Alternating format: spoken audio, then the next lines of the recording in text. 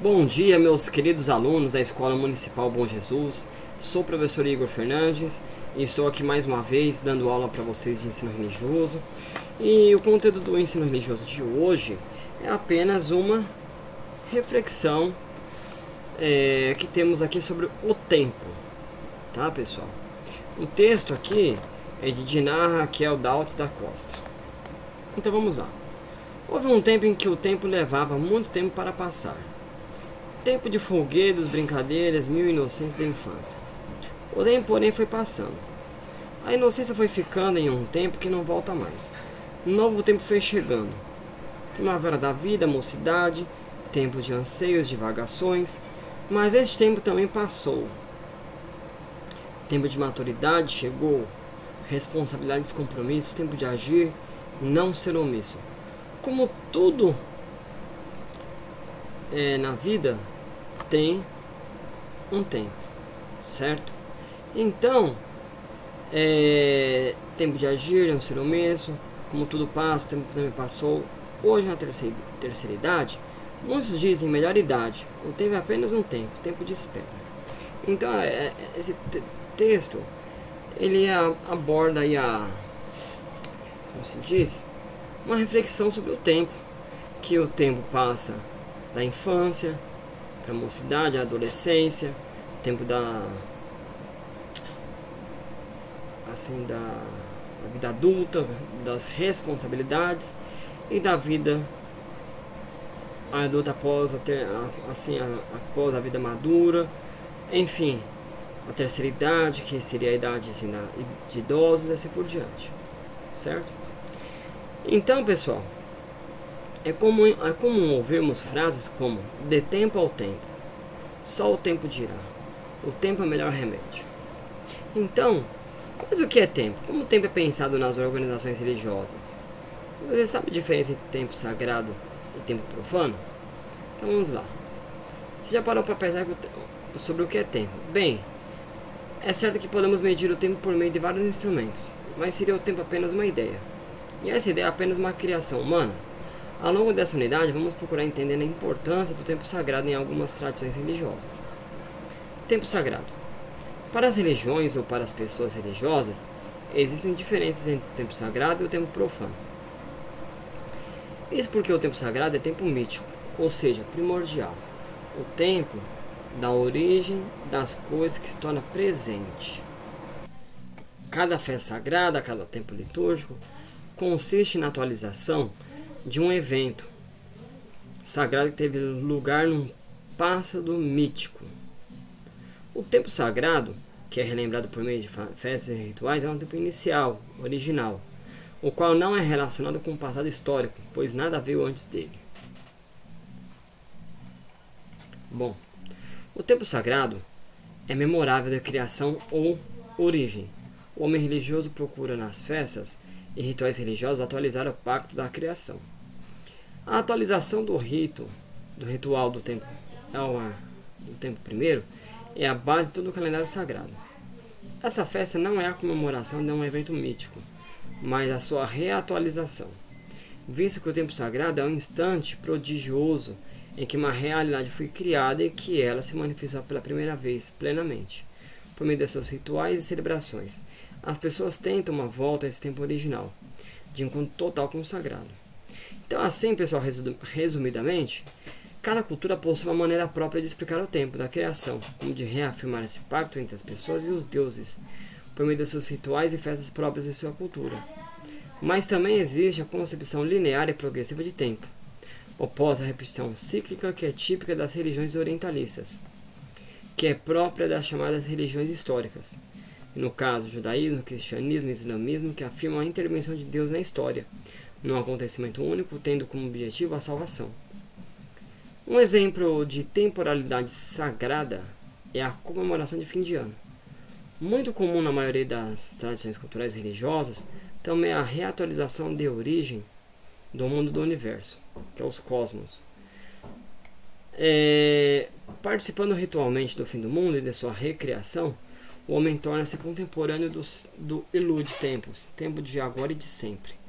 Portanto, Nascer de novo recomeça sua existência com a reserva de forças intacta, tal como no momento do seu nascimento. Então esse aí seria o que? O tempo sagrado, né, pessoal? Agora vamos analisar aqui o tempo, seria o tempo profano. Toda a relação temporal ligada ao cotidiano, às coisas do mundo vivido, pode ser usada como temporalidade profana. Podemos citar como exemplo o tempo histórico, que é marcado por continuidades e descontinuidades.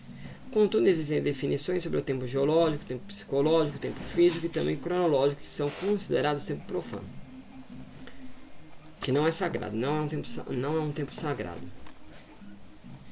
Aí, pessoal, temos aqui a temporalidade indígena, que é bem diferente do sagrado e do profano. Segundo o indianista J. Peret,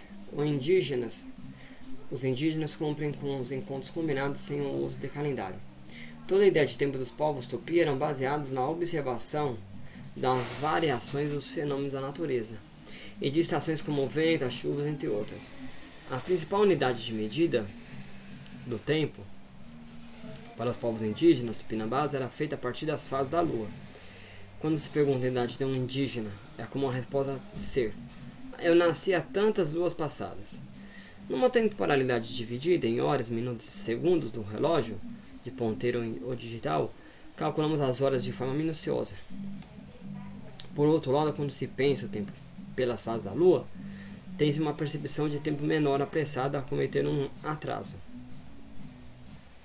Seria chegar em outra fase da lua que não é combinada. Além da observação das fases da lua, os povos indígenas também possuem outras maneiras de delimitar o tempo. O movimento do sol dava-lhes a noção de passagem do ano. As chuvas e ventos indicavam a passagem dos meses pela observação das fases da lua e dos movimentos das águas, que conseguiam ter uma perfeita noção de tempo. Também escolhiam as épocas da colheita de certos produtos, desova dos peixes, entre outros, como forma de se medir o tempo. Outros povos indígenas contam o tempo pelas estações do ano: primavera, verão, outono e inverno, pela época da colheita, pelas enchentes e secas.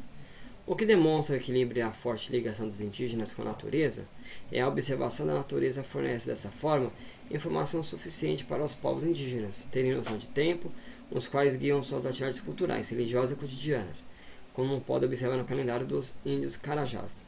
Então, pessoal, os indígenas, eles seguem sempre a natureza, as estações do ano, a água, enfim, o período de agricultura e assim por diante, para poder seguir o seu tempo. Então aqui temos os meses do ano para os indígenas, né? Tem os nomes que eles têm dessa tribo Carajás. E daí, pessoal, temos aqui a temporalidade judaica e budista. Vamos ver aqui a judaica. No judaísmo, religião dos hebreus, a comemoração que marca o início do ano chama-se cabeça do ano, ou hebreu Rosh Hashanah. Na tradição judaica, o primeiro mês do ano corresponde ao sétimo mês bíblico. A Torá denomina-se esse momento de festa da lua. O calendário hebraico é baseado na observação lunar, ou seja, é formado por 12 ou 13 meses de acordo com a variação da lua. Durante as comemorações, costuma-se comemoração com mel e açúcar para representar um ano doce, e o tradicional Rosh Hashanah, que é a cabeça de peixe. A parte mais alta do corpo também se costuma fazer orações e preces. Isso na cultura judaica. E na cultura budista, a única certeza para o budista é a mudança. Nada do que é físico dura para sempre. Tudo está no fluxo de começar e acabar. Isso também se aplica a pensamentos e ideias que não deixam de serem influenciados pelo mundo físico. Isso implica que não pode haver uma autoridade suprema, uma verdade permanente, pois nossa percepção muda de acordo com o tempo e grau de desenvolvimento filosófico e moral. O que existem são níveis de compreensão mais adequados para cada tempo e lugar, uma vez que as condições e as aspirações, bem como os paradigmas, mudam. O que parece ser toda a verdade numa época é visto como uma imperfeita tentativa de se aproximar de algo na outra época. Nada tem mesmo Buda. Nada, nem mesmo Buda, pode tornar-se fixo. Buda é a mudança. Então, pessoal, os exercícios são apenas de reflexão, tá? Então vocês não vão praticamente retirar nada do texto. Então, primeiro temos aqui: Faça uma pesquisa sobre a festa de fim de ano de algumas tradições religiosas diferentes da sua religião. Então, baseado no que a gente leu ali no texto, temos várias tradições, vários tipos de costumes. Vocês vão fazer da sua religião.